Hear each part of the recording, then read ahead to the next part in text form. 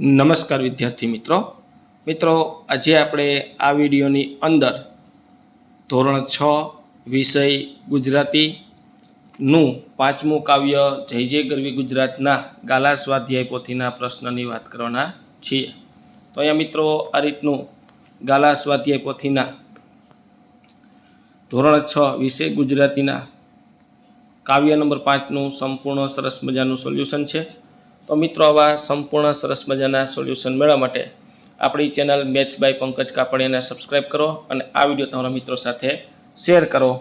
તો શરૂ કરીએ ધોરણ 6 વિષય ગુજરાતી કાવ્ય નંબર 5 જય જય ગરવી ગુજરાત ગાલા સ્વાધ્યાય પોથીના પ્રશ્ન। તો અહીંયા સૌપ્રથમ આપણને વિકલ્પવાળા પ્રશ્ન આવે છે।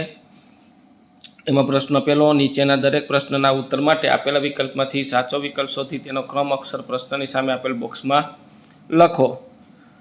તો પહેલું, સેના પ્રતીક સમો કેસરી રંગનો ધ્વજ પ્રકાશ છે? તો બી પ્રેમ અને શૌર્ય। ત્યાર પછી બીજું, દક્ષિણ દિશામાં ગુજરાતની રક્ષા કોણ કરે છે? તો ડી કુંતેશ્વર મહાદેવ। અને ત્રીજામાં આવશે એ ઉન્નત શિખરો પરથી।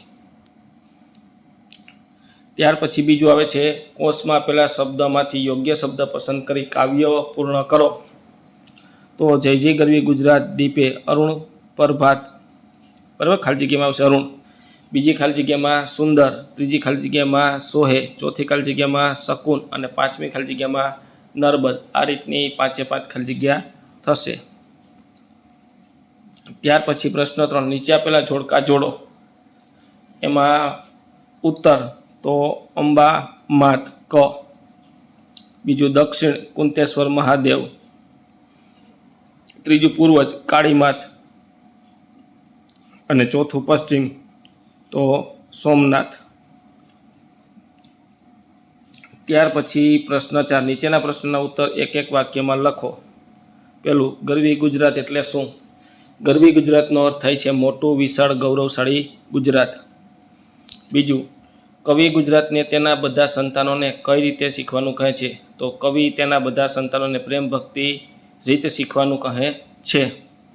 ત્રીજો પ્રશ્ન છે, પશ્ચિમ દિશામાં ગુજરાતની સહાય કરવા કોણ સાક્ષાત છે? તો ઉત્તર એનો થશે સોમનાથ અને દ્વારકેશ દેવ સાક્ષાત છે। આ રીતના પહેલા, બીજા, ત્રીજા પ્રશ્નના જવાબ થશે।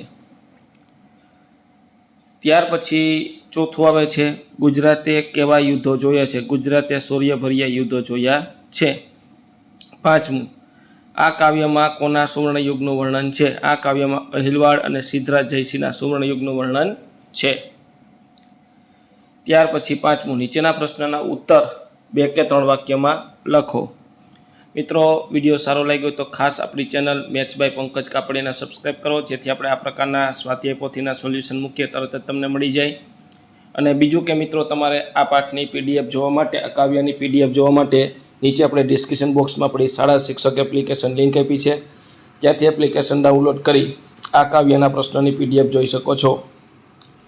તો પહેલું, કવિતા મુજબ ગુજરાતની કઈ દિશામાં શું આવેલું છે તે લખો। ઉત્તર દિશામાં અંબામાત, પૂર્વ દિશામાં કાળી માતાનું મંદિર, દક્ષિણ દિશામાં કુંતેશ્વર મહાદેવ અને પશ્ચિમમાં સોમનાથ મહાદેવ તથા દ્વારકેશનું મંદિર આવેલું છે। બીજું, કવિએ પ્રેમ ભક્તિની રીત શીખવાનું કેમ કહ્યું હશે? પ્રેમ અને ભક્તિ એ ગુજરાતની ગૌરવગાથા પાયાના તત્વ છે, એના થકી ગુજરાતનું ગૌરવ બનતું છે, તેથી કવિએ પ્રેમ ભક્તિની રીત શીખવાનું કહ્યું હશે।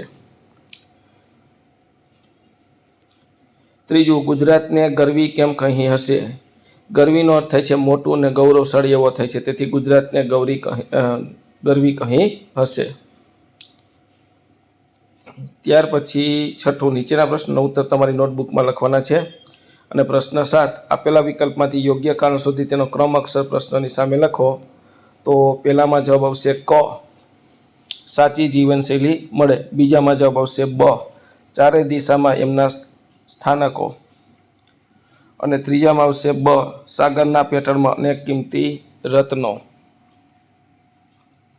ત્યાર પછી ચોથું, એમાં આવશે બ, ગુજરાત હવે પ્રગતિના માર્ગે છે।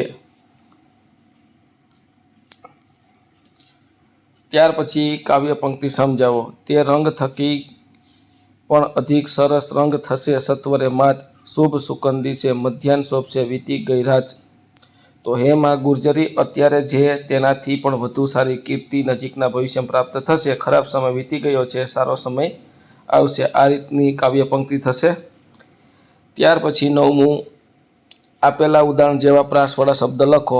અંકિત તો રીત, અંબામાત તો કાળીમાત, જાત તો સાક્ષાત, મહાદેવ તો દેવ. ત્યાર પછી 10મું, નીચે આપેલા શબ્દોનું શિષ્ટ રૂપ લખો. પ્રભાત એટલે પ્રભાત, પૂરવ એટલે પૂર્વ, સોહે એટલે જોઈ, જૂજ એટલે યુદ્ધ, દિશે એટલે દેખાય છે. ત્યાર પછી 11મું, નીચે આપેલા શબ્દમાંથી સાચા અર્થવાળો શબ્દ શોધી તેની ફરતે રાઉન્ડ કરો. તો ગરવી એટલે ગૌરવશાળી, નિજ એટલે પોતાનું, અરુણું એટલે લાલ રંગનું, સંતતિ એટલે સંતાન, કસુંબી એટલે કેસરી, રક્ષા એટલે રખેવાળી.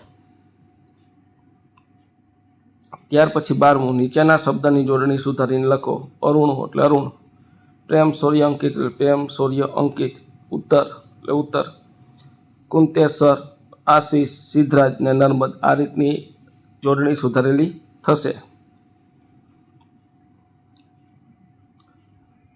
ત્યાર પછી 13મું, નીચેના શબ્દના બે સમાનાર્થી શબ્દ લખો. એમાં ગરવી એટલે મહાન ગૌરવશાળી, દીપ એટલે પ્રકાશે શોભે, ધ્વજ એટલે ધજા વાવટો, સંતતિ એટલે સંતાન બાળ બચ્ચા, સાક્ષાત એટલે હાજર તો પ્રત્યક્ષ. ત્યાર પછી 14મું છે, નીચેના શબ્દના વિરુદ્ધાર્થી શબ્દ લખો. જય એટલે પરાજય, સુંદર એટલે કદરૂપું, ઉત્તર એટલે દક્ષિણ, પૂર્વ એટલે પશ્ચિમ, વીર એટલે કાયર, આશીષ એટલે સાપ, શુભનું અશુભ ને સત્વરે ધીરે. તો આ રીતના વિરુદ્ધાર્થી શબ્દ થશે.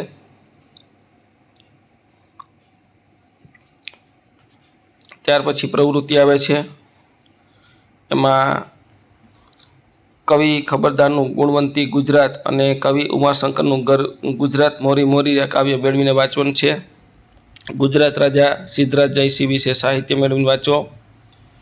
ઉદાહરણ મુજબ નીચે આપેલા શબ્દોના એક વાક્યનો ઉપયોગ કરો. એમાં કોમ્પ્યુટરમાંથી વેદવ્યાસનો ફોટો જડ્યો, બરાબર, આ રીતનું છે. તો ફ્રીજ ચપ્પલ, અમે ફ્રીજ વાળાની બાજુમાંથી મારા ચંપલ લાવ્યા.